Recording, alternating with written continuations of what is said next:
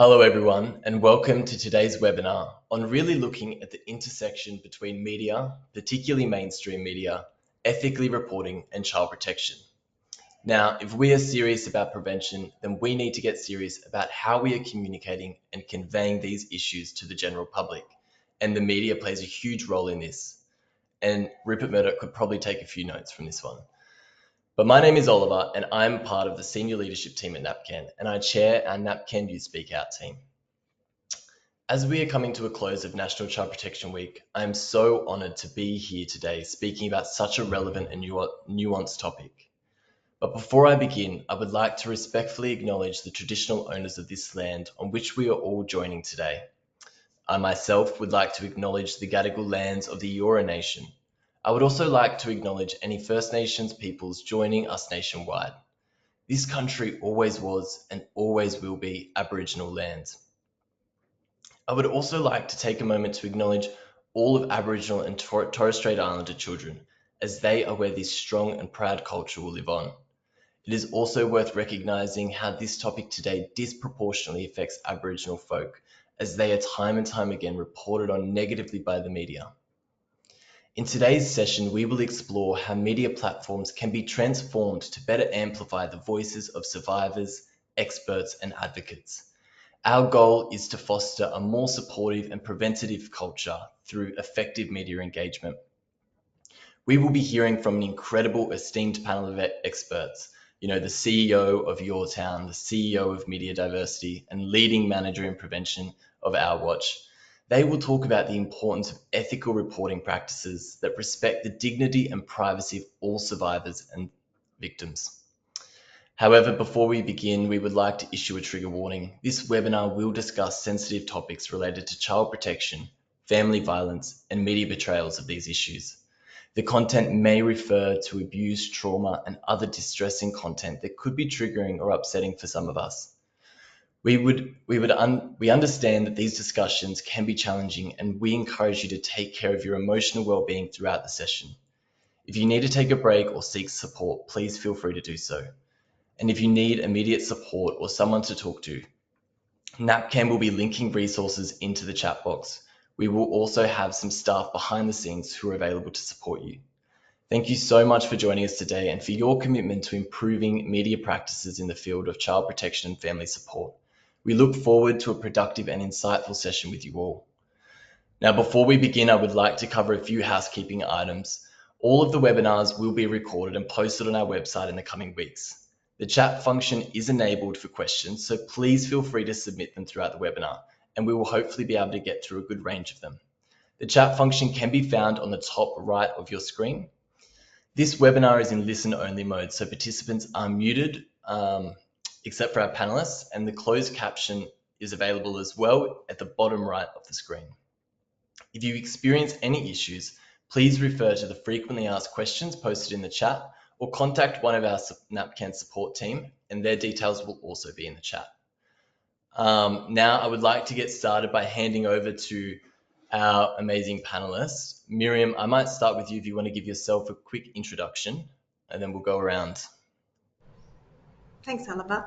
My name is Mariam Faisad. I'm the CEO of Media Diversity Australia.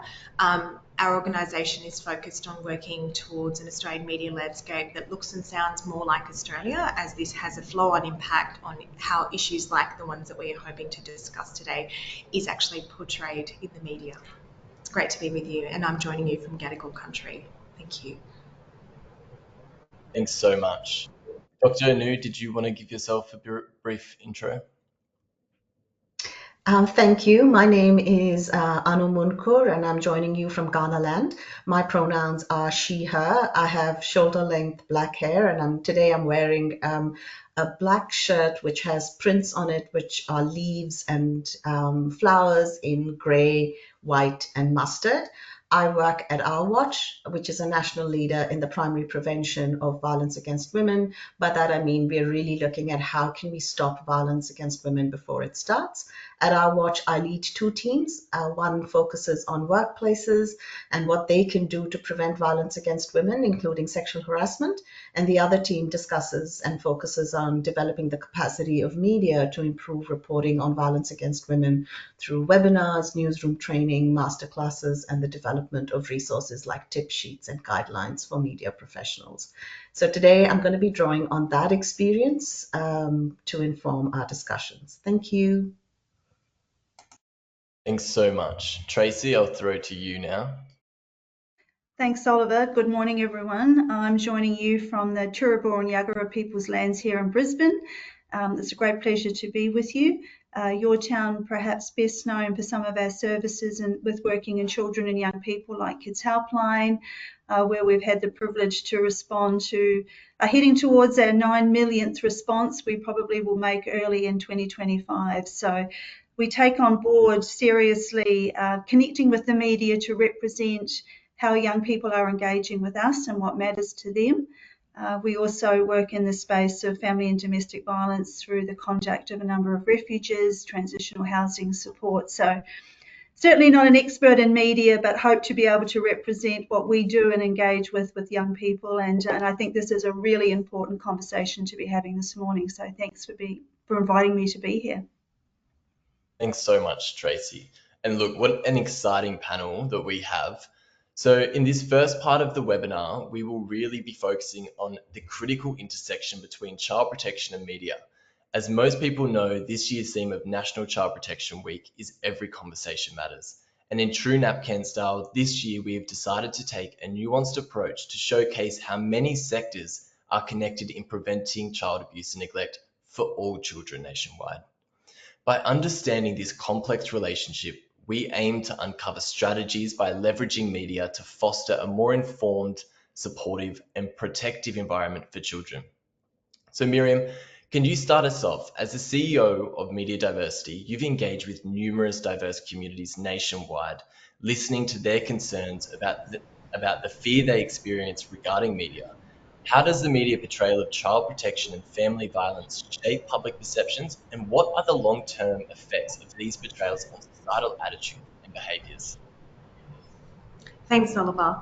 And yes, I definitely, in terms of what you just outlined in your question, that the consultations we have with a host of different stakeholders very much touches on this issue, how media portrays social issues, including the ones that we're discussing today, has huge flow-on impacts. It has a domino effect on how those issues are perceived in the wider community. We know the media is a loudspeaker for change, it is a shopfront for society, and how it chooses to portray issues, whose stories it chooses to tell, and by default also whose stories it chooses to exclude, whether consciously or otherwise, means that these issues will, the way that the public understands the issues, whether the public can understand perhaps some of the nuances and the complexities, is all shaped ultimately through media portrayal. Organisations in this space are doing incredible work, and I've had the privilege of sitting on Our Watch's board for a period of time, and I'm very familiar with the amazing work that they're doing, and I commend them for the work they do specifically around media. And I feel that that focus needs to be, other organisations should have the funding and the bandwidth to do similar work. And Media Diversity Australia, we certainly try to do that, but we're a very small team. I'm very conscious that the work that we do has significant flow-on impacts.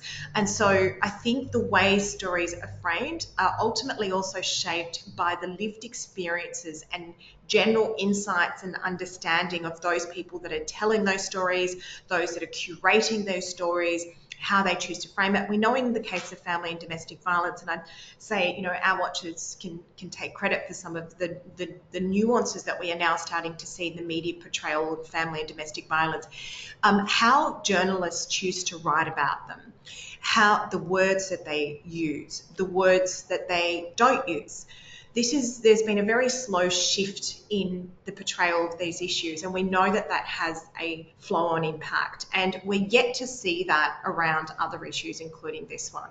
So, and what we also know is that when that lived experience is not there and that deep knowledge and insight is not there, it's not because journalists don't want to report inclusively. There's a host of issues at play here. We don't have enough time to unpack all of them. But sometimes that knowledge base is not there. And so I know Our Watch has some great resources for journalists.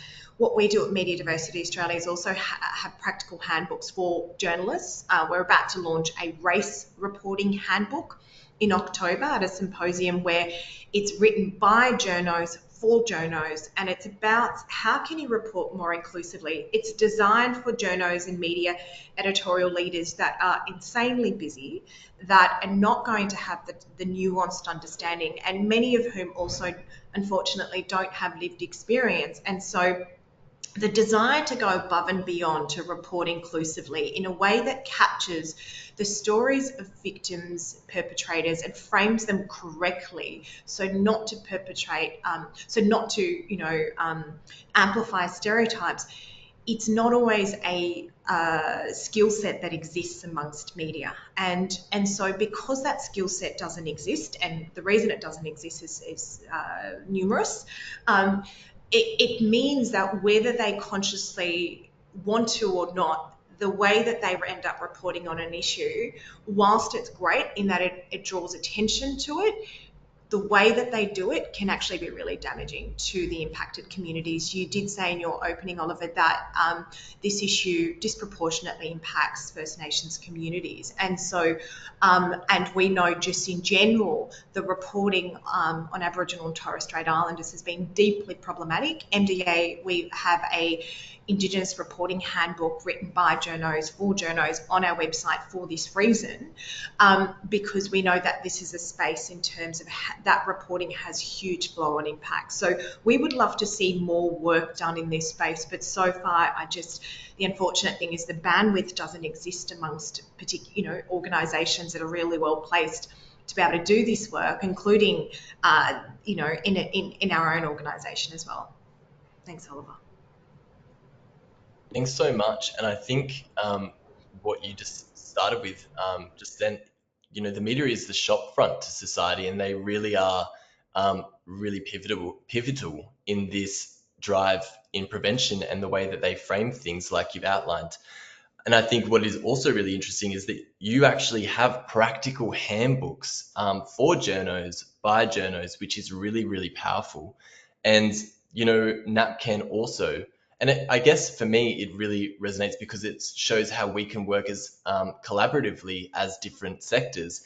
We are launching a set of media guides around how to talk about children and young people for journos. And the same, it's meant to be for people that are really busy and just need to be able to pick something up and run with it really quickly. So we launched that on Monday. And so, yeah, it really shows how we can work together, and it's not about necessarily criticizing because everyone has their different strengths, right? They're not necessarily brought, no one studies something necessarily to talk about child protection all the time. So it's just about really helping different sectors work together. I really found that valuable, Miriam. Thanks so much. Tracy, now I'm going to throw to you. As the CEO of your town, you work very closely with young people as well. How is media influencing the mental health of children and young people, particularly in terms of their psychological development, self-perception, and resilience in this really increasingly digital world? Thanks, Oliver. Love that term, Miriam, shop front to society. I'm going to use that many times. So wonderful, wonderful insight there. I just wanted to start with something that I saw recently. Some other people might have seen it as well. Professor McGorry was interviewed following some release on international research on mental health. And he made a comment that young people have been termed as the snowflake generation, lacking in resilience.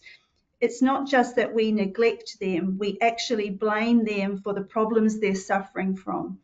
And I just thought that was wonderfully insightful and something that in my experience I can really strongly align with because often when media interviews start, I get comments made like, what's wrong with young people today? Why can't they cope? Why are our young people not as resilient as they need to be, or not as resilient as we used to be? When I used to go to school, we'd sort things out in the playground, so why can't we just do it that way today? So I think there is a real need for media and community to consider what's real for young people today, what's really going on that shapes their ability to cope. And we think about negative news overload.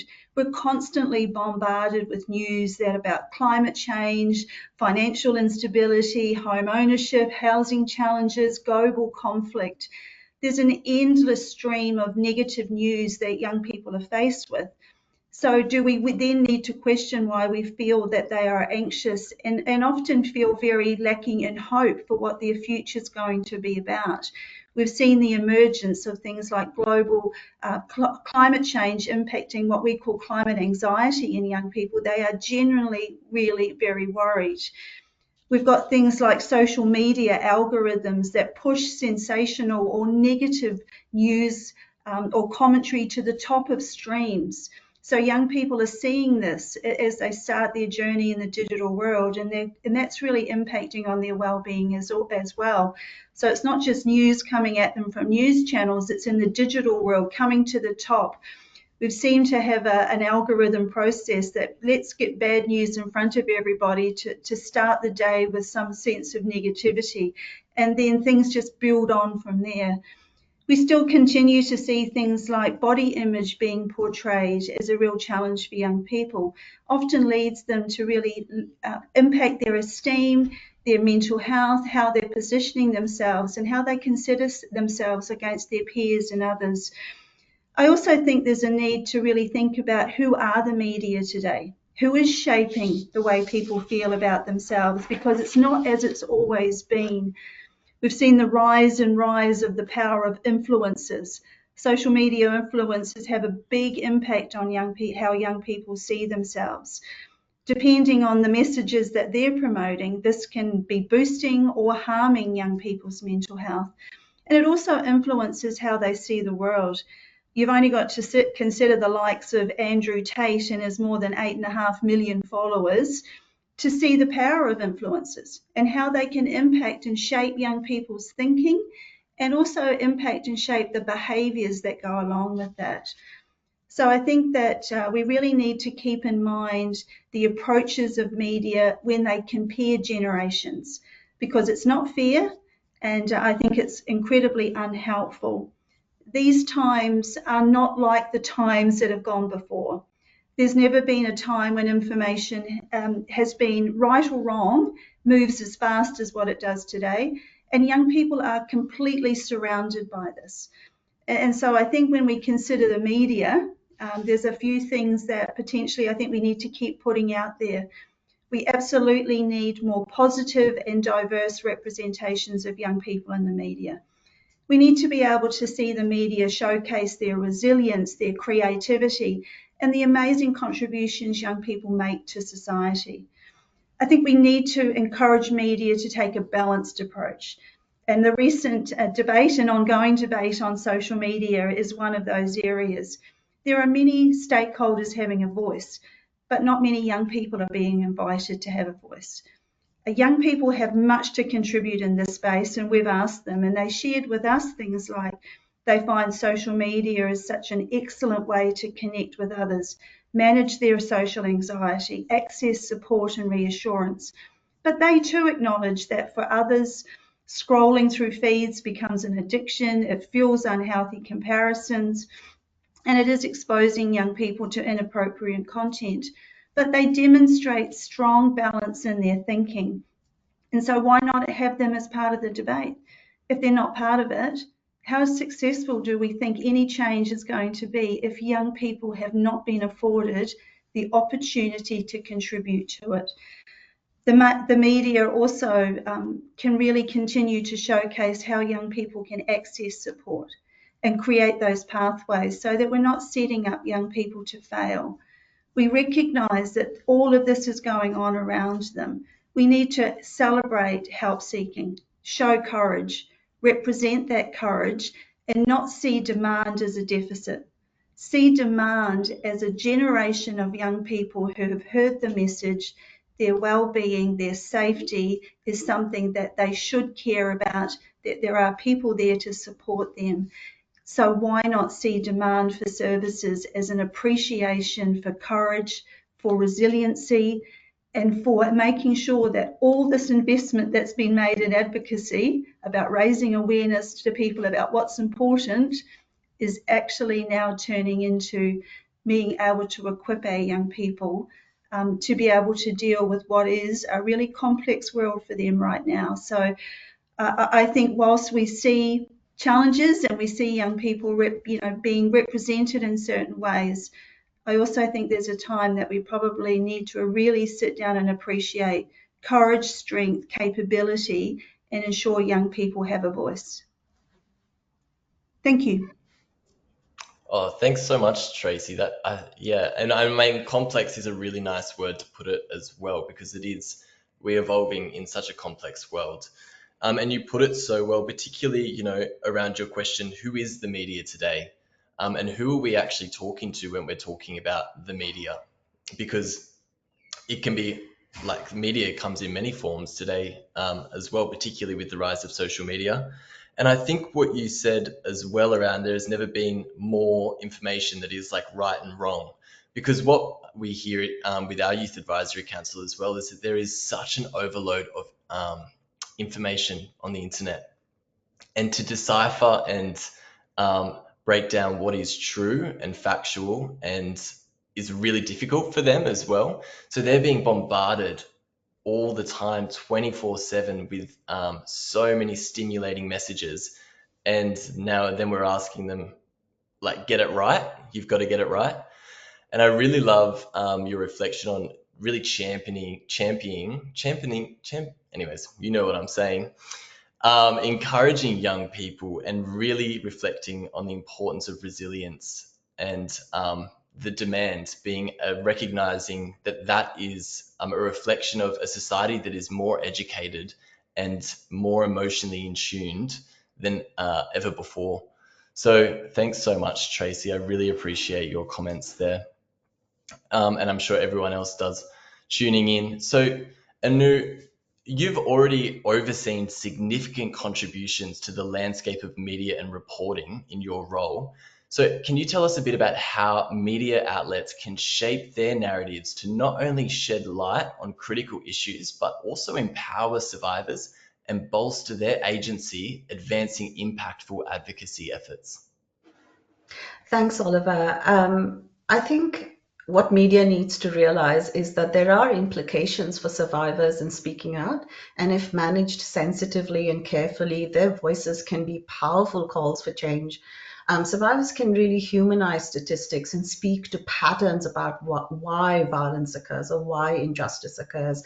And these stories, as Miriam pointed out, can impact public understanding about violence, what contributes to violence, and also the fact that violence is no longer accepted or normalized in society.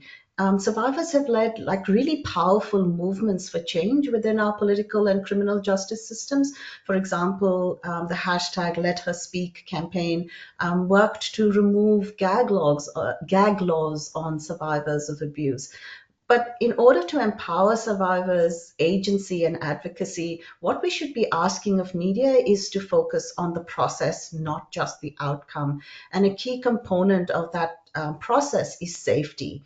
It's really important to remember that survivors have been through trauma. So how we engage and treat survivors when they share their stories really impacts on their healing. And we know what some of the good practices are really. And one of them is acknowledging current and emerging safety and ethical issues for survivors when they choose to tell their stories.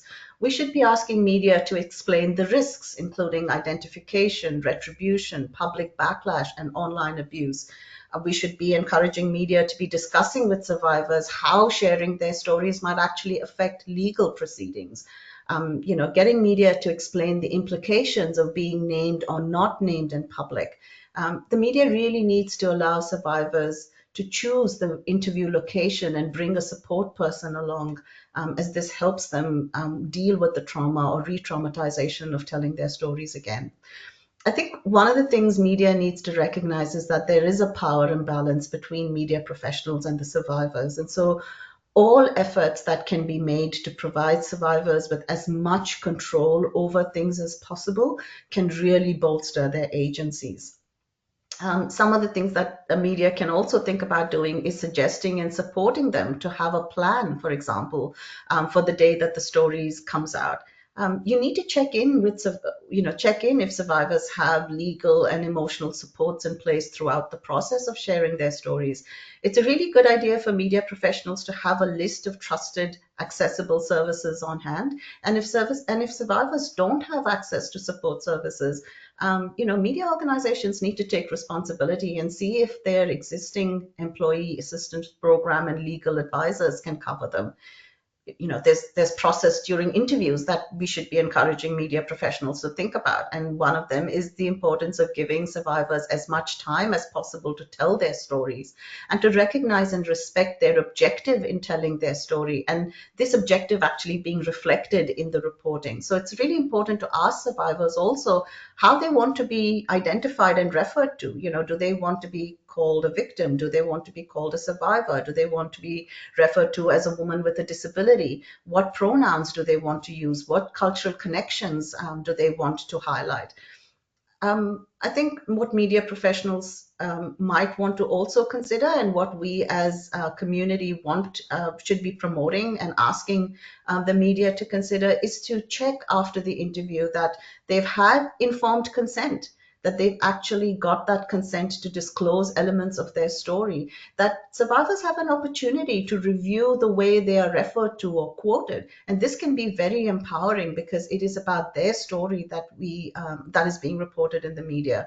The media also really needs to be transparent about how a survivor's story is going to be used and what happens after the interview, including the fact that they may be fact checking, that there may be a right to reply. So these are not seen as not believing the story.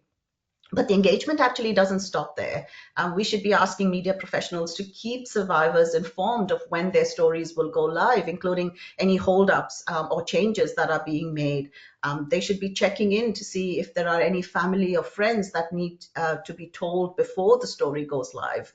They need to stay in communication, particularly if there are going to be changes to content or editorial approaches. It's really empowering if media professionals take the time to inform survivors about things like media cycles and can assist survivors in preparing for media retention, including providing advice on how they protect their social media profiles.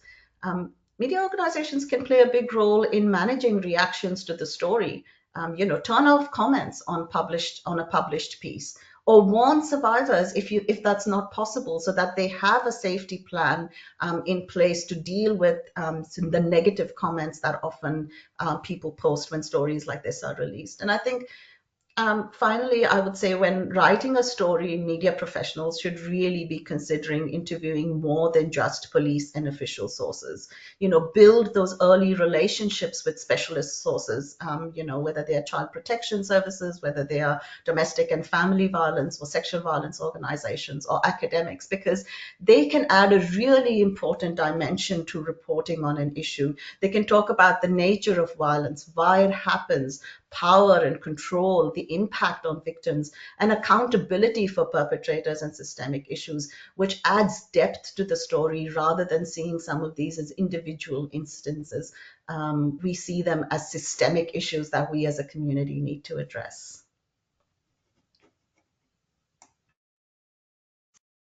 Thanks, Anu, so much. There is a lot in there that you just said that I think is really, really valuable. So I'm going to try and capture what you just said. But I think what was really interesting for me, so I study criminology and we often talk about the outcomes for perpetrators of crime, particularly, youth crime, and how entering back into society can be really, really difficult on them. And it is really difficult. But what I always reflect on is the victims and survivors of those crimes are always dragged through the mud in the media, and we forget to acknowledge and discuss the repercussions for them when re-entering society and how hard that must be for them. So I think that was a really important point that you made there, Anu. Particularly around wording and how we articulate and describe and comment on people in the media. You know, how do they like to be referred to? I think that's an important thing. Consent, you know, a colleague of mine, my boss, actually always reflects on this story of this young person who was engaged in the child protection system, who the media had not engaged consent with her or her family when reporting on her. And it really had bad detrimental outcomes in terms of her friendships within her town, because she was easily identifiable. So consent is a huge one, isn't it? Turning off comments and engaging in the breadth of knowledge that exists out there and not just interviewing one source is really important. Not to say that young folk do it best, but there are media outlets out there like the Daily Oz that do actually engage in those kind of practices. When they're reporting on something sensitive, they'll turn off the comments because it's just respectful. And, you know, with the growing digital age, there is growing amounts of criticism and opinions out there too. To wrap up that kind of first section, I think there's so many awesome takeaways. So you've got Miriam's comment about the media being a shop front for society, which is really an important takeaway, and how critical they are in determining our perspectives, and framing, and how critical framing can be, and the importance of collaborating laterally across sector and providing each other with really valuable resources that will be able to help us inevitably work together in preventing child abuse and neglect. Tracy put it really well, how young people are so critical to be engaging with them if we want to be serious. Like I said earlier, if we want to get serious about prevention, then we need to get serious about engaging with children and young people as part of the solutions, because they are the key to all of this, and celebrating what can be perceived as not necessarily a success when we have increased engagement in mental health services, but recognizing that as a success and that as increased knowledge amongst children and young people. So some really valuable takeaways there. The second part of this session, we are going to look at strategies and calls to action. So Miriam, at NAPCAN, we frequently hear from multicultural young people expressing concerns about the harmful ways media reporting can reinforce stigma around child protection. In the context of multicultural communities, how can traditional and digital media platforms adapt to become more culturally responsive and attuned to the diverse and evolving needs of survivors and advocates, ensuring that their narratives are both inclusive and impactful across different cultural contexts? Yeah, great question and fantastic contributions from the other panelists. This has been a really wonderful conversation.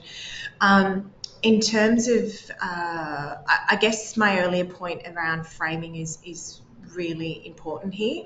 The only thing I just want to reflect on before jumping into that is that the realities for journalists in really busy newsrooms is that some of these things that we think should happen and that is deemed best practice are simply not happening because the bandwidth is not there. So it's not necessarily just there's no desire for this. In the last 6 months, probably the last 12 months and beyond, but particularly in the last couple of months, we've seen almost every single newsroom slash jobs. We know there's been a host of redundancies.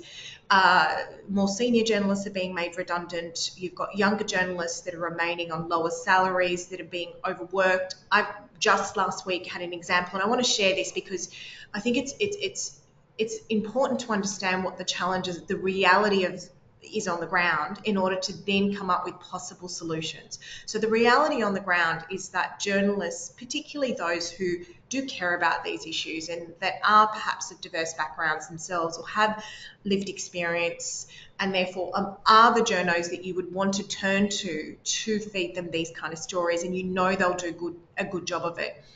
it is these same individuals that are exhausted, that don't have the scaffolding and the structure in place to be able to do the stories justice. The example I heard last week was, you talked about building connections and having, journalists have built connections over years and they've got trust and rapport of certain communities, but they cannot control what their editors do. They cannot control what the editorial leaders do. And so I've last week heard of a live case where a story was changed after the fact, after the quotes had gone in, after the person had trusted this person.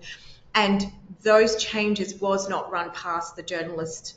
And then she had to deal with the fallout of the victim, the person being interviewed saying, I don't want to be quoted anymore. And so I think it's important for us to understand the realities on the ground, and these are not just newsrooms where it would surprise you. It happens across the board. It's not just certain media outlets that it happens to, and these are well-resourced organisations.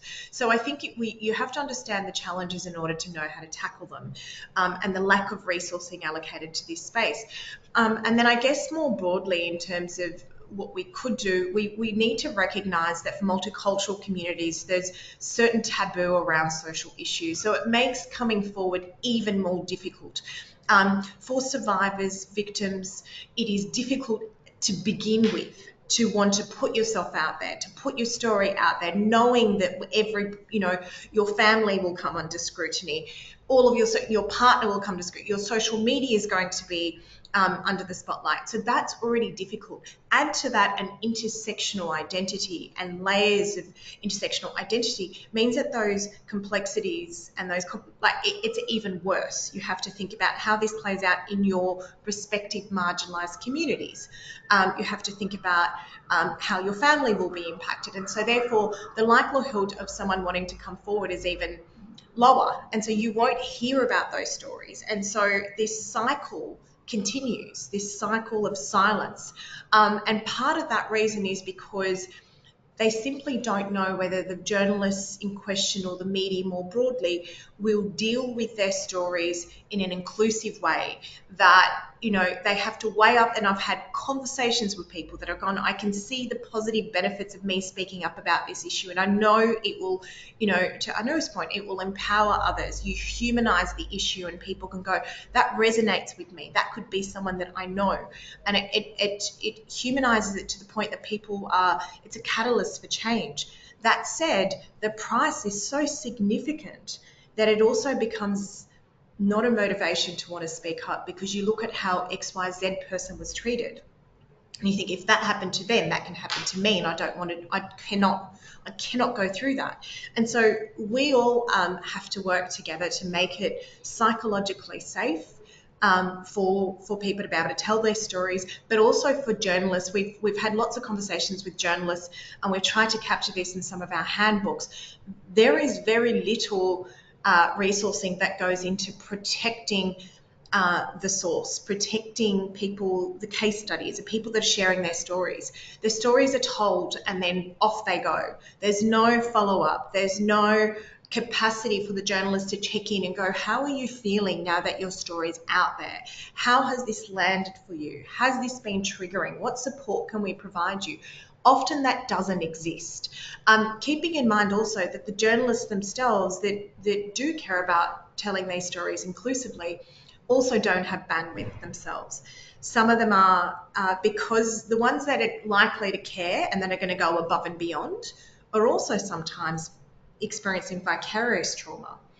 And there is very little support in newsrooms outside of the usual, here's the EAP service. Many of we know from journalists of diverse backgrounds, First Nations backgrounds, that they're not utilising this standard EAP service because it's not culturally appropriate or culturally safe. So it's all fair and good, and we've told media companies these, and they know that. So I think it's just about unpacking the layers of complexity that brings us to the status quo, which needs, there's so much that needs to be done, and this is an area that is under-researched, under-resourced, underfunded, every word I can think of. And so that's part of the challenge, that there are so many good organisations doing amazing work. And even just having this conversation has prompted me to think, well, we should be sharing your resources on our website, if I could ask you to send that to me, and vice versa, to kind of go, well, how can we support if someone is going to go and look this up, and journalists in particular are looking for resources on how to do better and report more inclusively, we need to make it easier for them to identify those resources that already exist. We don't need to reinvent the wheel. We need to direct them to the website that has that content. And to give you an example, we have a disability reporting handbook, and all of our handbooks are written by people with lived experience on the issue, and we partner with organisations. And when Dylan Alcott became Australian of the Year, the download rate on our disability reporting handbook went through the roof. Suddenly, journalists were like, we would like to know how to inclusively interview Dylan. And so what are the considerations that goes into that we've not had to turn our mind to as journalists, simply because we just don't know. You don't know what you don't know. And so we know that those resources are highly in demand. We get emails about them all the time, but because we're so small as an organisation, we simply don't have the bandwidth to be able to respond to all of those things. But yeah, that's my insights on that. Thanks so much. And, yes, would love to share the resources as well. And agree, it's really hard when you have the bandwidth, particularly, whether it's in media or, in your small NGO, to try and, really cover everything. So thanks so much. I did have so there was a lot there, but I guess what I'm hearing is there needs to really be an internal reflection in terms of newsrooms and media around their policies and their processes to allow for, editors to follow up, to have increased support, and all of those things, so that they feel supported as well. Yeah. All right. Thanks so much, Miriam. I really appreciate those reflections. Our next question is towards Tracy. So Tracy, in recent years, we've observed a significant shift in media awareness, particularly concerning the increasing visibility of domestic violence. In what ways can the media cultivate a culture of support and proactive prevention in the realms of child protection and family violence? Thanks, Oliver. Thanks, Miriam. I think it's really powerful insights there. And again, you've mentioned under-resourced and under-challenged. It really struck me that the sector and media have a lot in common. And if we came together, we could have a significant game changer here. So I think this is a really invaluable insights that you've shared there, because absolutely, I think you're right on the money. And as a sector, we too experience that. So as a collective, we could be a really powerful force. And so I think, how can we make it easier for the media to get our messages across, and start to shape a culture that's good for everyone is ultimately the goal I think we should be getting. And first off, great appreciation for all the work that has gone in, because we haven't got to the point of seeing changes in the reporting around domestic and family violence by accident. We got here because people like yourselves on here today have really continued to be so proactive, and we have seen changes. But I think we're still sitting largely with reporting focusing on the brutality of domestic violence and the brutality of child protection. And yes, in that moment, I think it shocks and it saddens, and we can see where it drives a particular action with government. But I think there are still ways that we could be working with, supporting the media to advance culture beyond just in that moment. And one of them strikes me as how do we use the media, and how does the media use us to hold government to account? Because in the moment, we see announcements, we see changes stated. But then, as we know, things move quickly. So how do we keep bringing ourselves back to, this is what was promised, this is what was said, this was the change we wanted, and has that been realised? Is that funding being made available? Are organisations at the front line getting what they need to create, stronger safety networks, stronger ways of supporting people?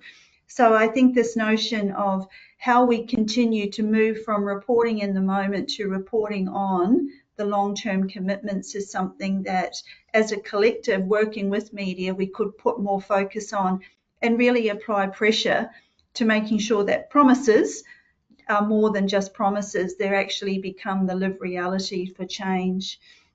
I think there's also the same context for all of levels of government when it comes to upholding child abuse and neglect standards. We work in an environment where there's no common practices across states, and it brings and introduces complexities. We've heard a lot about how we want to move to more consistent models. We want to create more standardization, and the more standardized we can be, the safer we start to create our environments. So how can we use the media to keep supporting and pushing forward and asking these questions of government? Why are these things taking so long? Why are we seeing many years on, for example, from a Royal Commission, still seeing many things that really are sitting in the bellywork of governments that remain unresolved? I think as a sector, we've really lent into a lot of progress and recognition of the responsibilities we hold within institutions and organisations, and the responsibility we hold for providing, a real safety net for our young people. But we need to keep putting that pressure on governments as well. I think to counterbalance the negative or the brutality of child protection issues and family violence, we could also be encouraging media to really showcase what is working, the power of change, and how that humanisation of change is possible. I know in a lot of reporting, and we see it ourselves, the Kids Helpline phone number is mentioned, and we see DV Connect mentioned. But for some people, that step to even make a call or to reach out for help is just so overwhelming. If they could actually see where change has happened, where change is possible, and how that was made, then we start to shift the art of what might be available to me as somebody that needs support, how that can actually be derived, and recognise that as much as it's a good thing to be promoting pathways where help can be to be had, also acknowledging that that's a very big step for people, and it's not as easy as what it sounds by just promoting the telephone number as a step forward. I think also, if we think about our local communities, there are wonderful organisations and people and individuals at grassroots who are doing extraordinary things. How do we encourage at local level, local media and smaller scale media, to start to profile those organisations, so that not only do people know what they're doing, but it can also be a catalyst for them to get more support, to have more knowledge, to have more people understanding what they're offering. And so we could almost start to see a building out effect of the work that they do in those localised communities. It's not just about who's doing something at a big scale. We need every part of community working collaboratively and collectively. And I think importantly, getting the recognition that they deserve. If we're going to really be focused on educating the public about what they can do, and I think there's still a lot of work that we can do in that space to equip individuals with access to resources and knowledge, because often people share with us even, we just don't know how to manage a situation if someone presents. I don't know how to help my friend through family and domestic violence. I don't know how to help the child next door who I think might be living in an unsafe household. How do we keep educating if we're not really focusing on using grassroots and media to help get those stories out there? So I think we can really use the media and support the media by giving them information, by giving them almost a sub-story that's perhaps even halfway written in the context of making it easier for them. The other thing I think in that space is, how do we support the media have access to experts, to help to people that they can go to get commentary who are available to them, to make it easy. I know for us, we try to ensure that we do have counsellors who are comfortable to be speaking to the media. So if the media come, they can represent and support. The media provide tips for parents on how to help their children, for example, through difficult challenges. So inside our organisations, how do we make it easier for the media to get access to expert knowledge and support pathways so that they don't have to be as time poor as what they are and finding out all of these elements. I think there's also a space where media play a role along with organisations in promoting what healthy relationships look like. We have a really negative portrayal of relationships, but we need to also focus on what healthy looks like and how good our healthy relationships can be. So again, we try to create balance in the way that we're showcasing it, particularly when we have almost information overload and we know that negative stories will always come to the top. How do we keep promoting positive relationships and healthy relationships and safe relationships? And I think that's something that we can all be held to account for. It's not just how the media hold government to account, but how the media hold organisations like my own and others. And then, are we doing enough? Are we stepping into this enough? So not just sort of appeasing us as a sector, but also challenging us as a sector, how we keep pushing forward and how we use what we're learning to the very best of our ability. So, I think there's some great work being done, the NAPCAN resources, the resources that are available.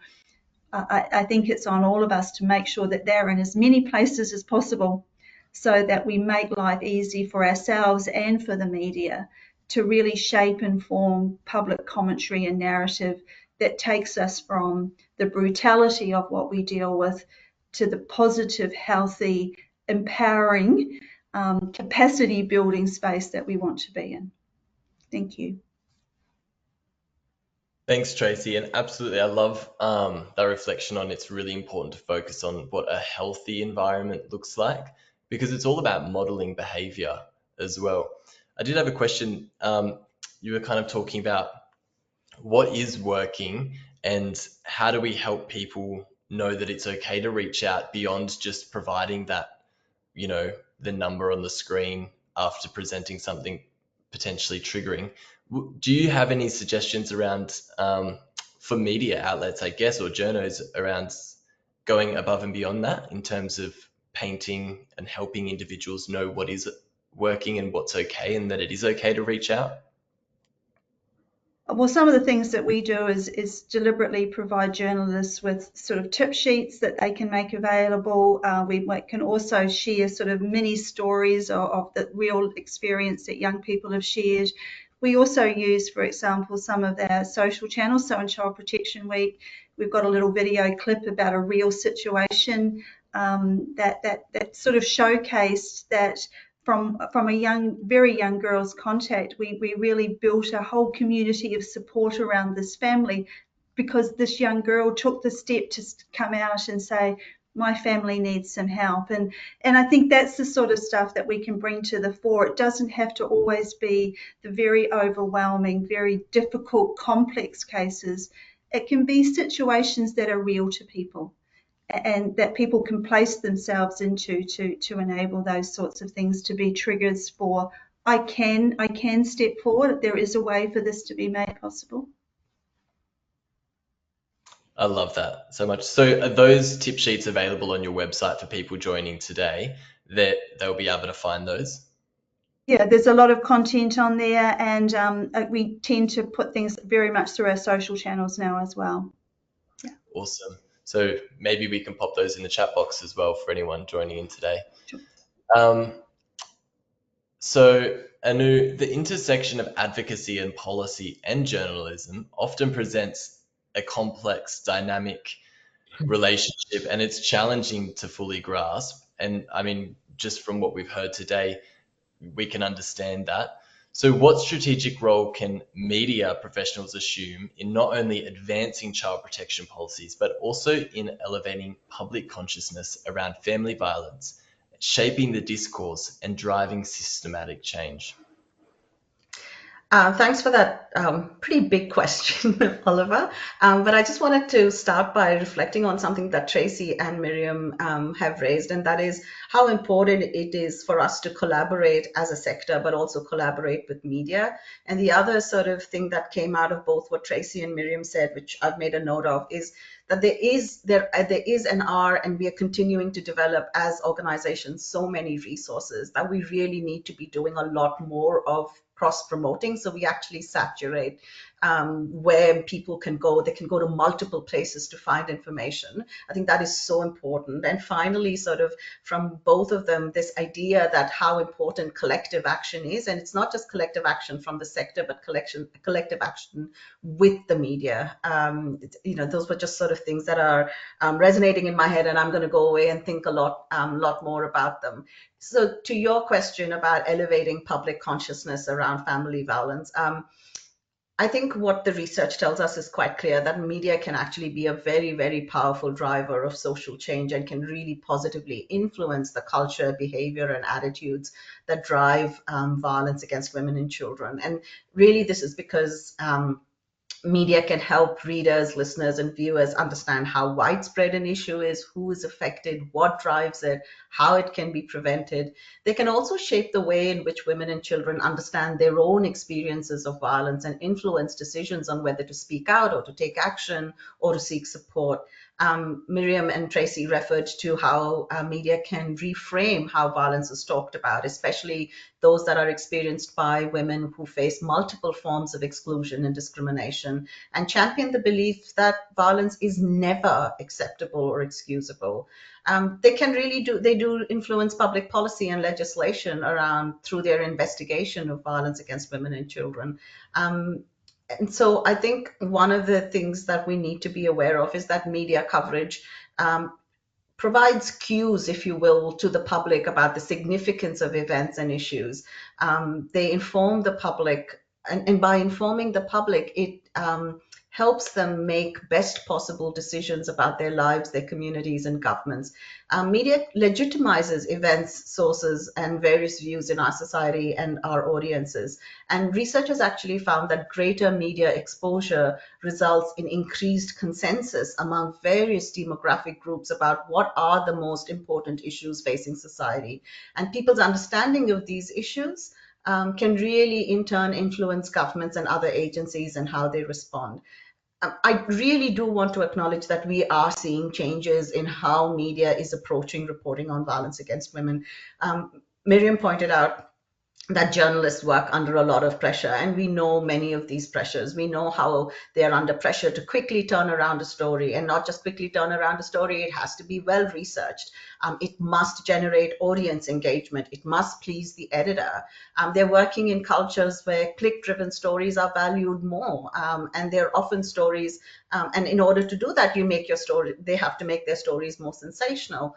We also know that they're working in a culture where they don't have job security. But at the same time, what I really want, if there are media professionals on this webinar, I really want them to know that your strong reporting on violence against women and children is helping readers, listeners, and viewers understand the issue in a much more nuanced way, and is really helping educate the community and shape public opinion and inspire change.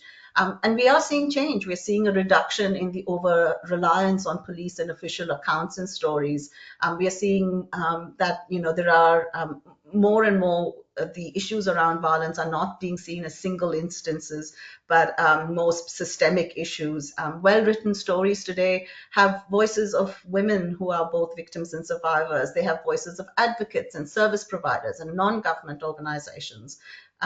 Of course, there are still some stories in the commercial media that are associated with, examples of really harmful and sensationalist and this myth-driven reporting on violence against women. We're also seeing in some cases a lack of trust in media. With the rising bias of artificial intelligence, vulnerable and underrepresented groups such as First Nations people and diverse communities, people of color, trans and gender diverse people, and those that are affected by ageism, ableism, and mental health concerns are much more reluctant to speak out about their experiences to the press. And as a result, what we are sort of seeing is a code of silence in media coverage about underrepresented stories for these groups. And indeed, all victim survivors, the onus still is on them to be believed and emotionally convincing in many of these cases. I think, what we need more of and what we should be encouraging media to do if we really want them to be raising public consciousness is take a more solutions-based or constructive news approach. So these are stories that investigate what has been done about violence against women, what is the evidence regarding whether solutions are working or not, as well as reporting on sort of, the limitations of a particular instance or a particular response. Solutions-based journalism or constructive journalism, as it's being called, really helps paint a true picture of the world by contextualizing the social problems.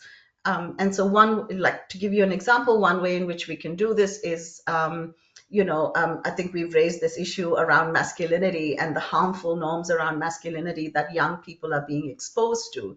And so this is, it would be really good to see more stories in the media that talk about positive masculinity and present these alternative ways of thinking instead of just talking about the harmful masculinities that, the Andrew Tates of the world promote.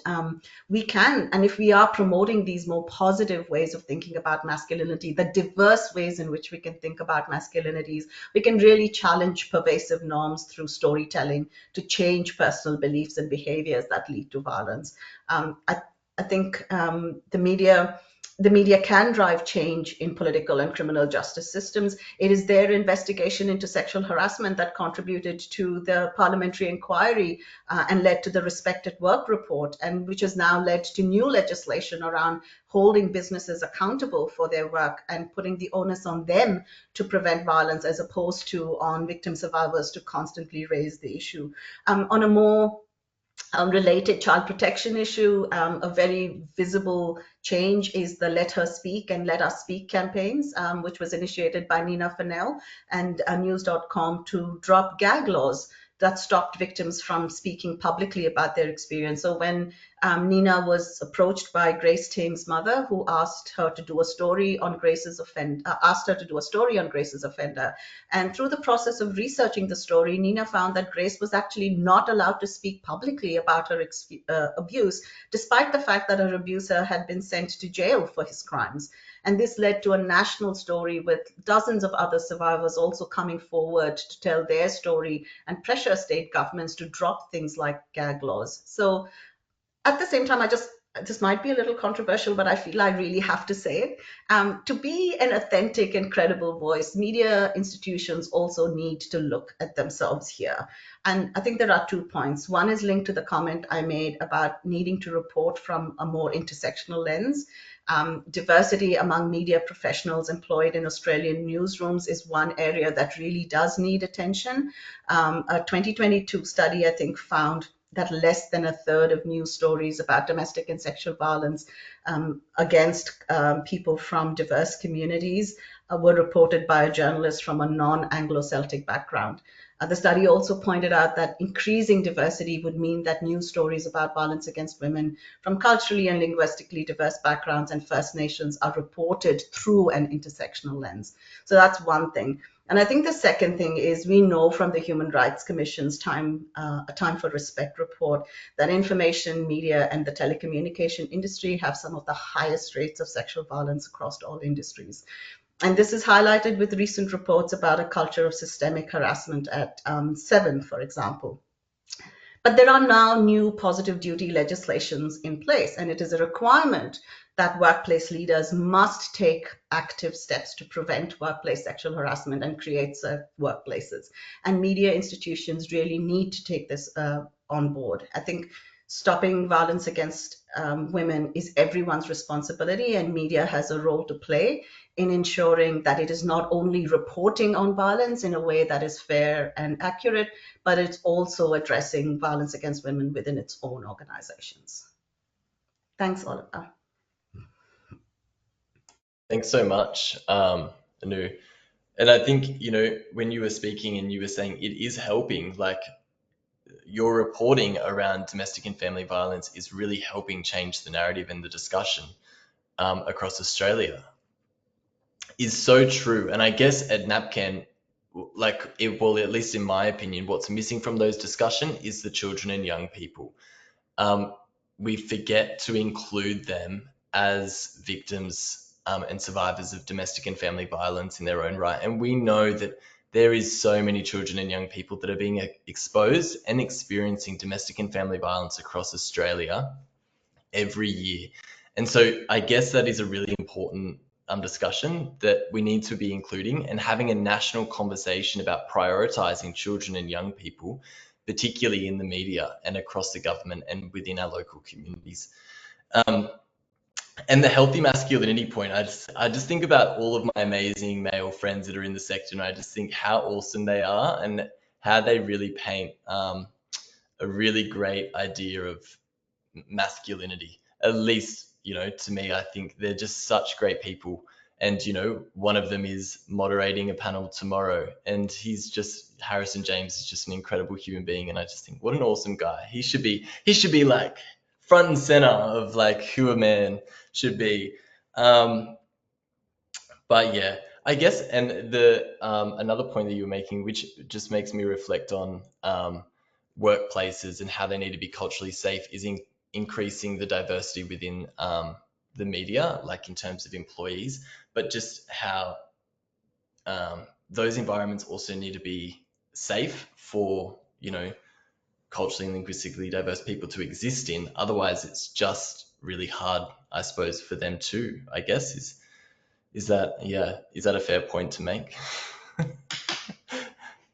Absolutely. And I think Miriam will have a lot more to say about this, but it's one of those things. We set targets and we say, we want to have 50% of women in X, Y, and Z. Yes, great. But what is the work environment? What are the systems and policies and practices you have in place? How are you changing the culture of your organization in order to make it a more safe and respectful place? But this is, I think, something that Miriam will have a lot more to say about. I don't know if we have time, but I'm happy to add something else. Yes, to everything that was said already. I think that we know, and our research has shown, the research we've done at Media Diversity Australia is called Who Gets to Tell Australian Stories? And what it does is tries to unpack, and basically there's a correlation between who tells the stories and how those stories are told and how they then land with audiences. We know that diverse audiences, who are the majority now, it's not a minority issue, will turn away and switch off and source news elsewhere if they don't see themselves reflected authentically. So this has broader implications for the issues that we're talking about. The other point I just quickly want to make is that despite people trying to do the right thing and report inclusively, there are powerful voices holding powerful positions within the media or influencing the media to not tell those stories, to suppress the stories. We are seeing increasingly checkbook journalism, and we are seeing media outlets with increasingly sensationalist and polarizing content because they think that's what their readers or audiences want to hear or see or listen to. And that's really problematic. And so that's why you will see sensationalist content, because it's deliberate. And the assumption is that the audience will lap that up. And so that's where, the media can be a bit of a double-edged sword. But what I'm hearing on this panel is so much more work, amazing work already being done, but so much more work that needs to be done. Awesome. Maybe we have time for one question. And we do have one question in the chat box that I'll ask. So we know that sections of the media landscape often use instances of violence to portray a certain narrative that often reinforces harmful stereotypes about children and young people and other marginalized groups. Why is this still relatively commonplace, and how can we re-navigate this narrative to those in our community who follow and consume this media, while also supporting those who may be negatively impacted by it? I don't know if anyone wants to jump to that question or if I should assign someone. I'm happy to say something on that. I've heard this very recently, sitting on another panel with media executives. The unfortunate reality is that scandals sell. So in an environment where media companies are in competition with one another, increasingly don't have, funding.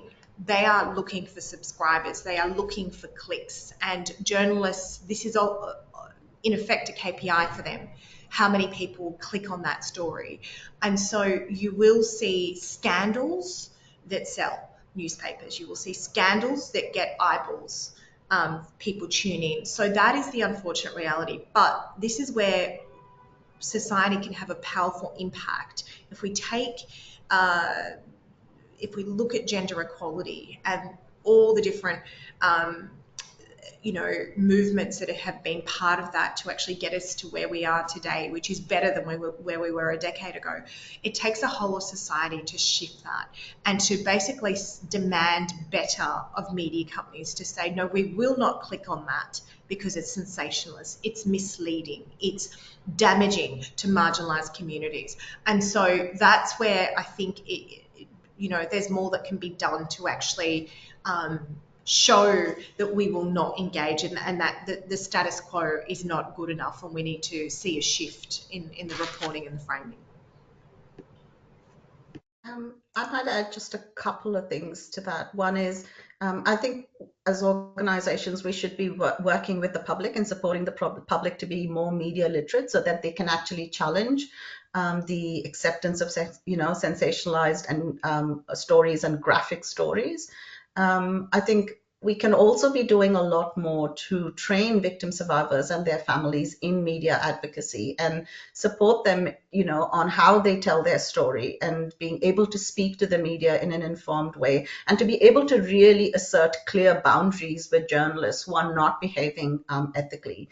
And finally, I think, we have standards of reporting on suicide, for example. It's time to advocate for having standards for reporting that are both developed and upheld with consequences for outlets that don't meet these standards when it comes to violence against women, reporting on violence against women.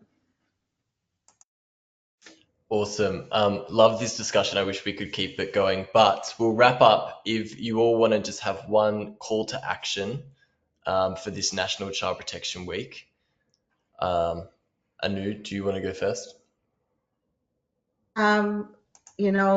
Build relationships across media and with specialist organizations so that you can actually provide media with a much better understanding of the issues that they are reporting on, and reach out. There are lots of organizations that provide resources and training. I think it's up to media organizations to reach out and to upskill themselves in this space.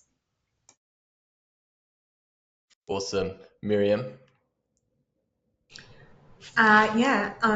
There's already been so much said. I think the one thing for me is don't wait to have skin in the game, quite literally, in order to care about the issue. We all have respective levels of power, and leverage that privilege and that power that you have to drive changes in this system. We don't need to be able to move mountains, but if each of us chip away at this big issue, even though sometimes it feels like you've got a spoon and you're chipping away at a mountain, you're like, how on earth am I going to do that? But I think if all of us help do our bit and chip away at it, we can tackle those issues, and we've seen it happen in the work that Our Watch has done, and which has been fantastic. So that's my sort of key takeaway. Thanks so much. Tracy, did you have a key takeaway or a call to action?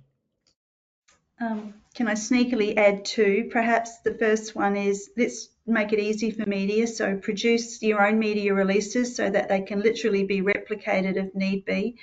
The second one is, don't be shy to have a counter argument to what you might read in the media. So let's use our community networks, our social channels, our platforms. If we don't like what media are expressing, like toxic masculinity, for example, create a counter narrative ourselves. We can create groundswell of support. We can be also a strong voice, and we have a responsibility to represent the people that we are walking alongside. So I don't think it's necessarily one or the other, but we can work with and support, and we can use our voice to have a counter argument when it's necessary. Thanks so much, everyone, and thank you to each of you for offering all of your knowledge. Well, not, I'm sure it wasn't all of it. You've probably got an abundance more stocked up there, but just contributing and sharing the knowledge that you have today and exchanging that with the hundreds that joined. So I really appreciate it. For everyone joining, the recording will be available within a week or two, so you can find that on our website or YouTube. But yeah, that's it for this panel today. So thanks, everyone.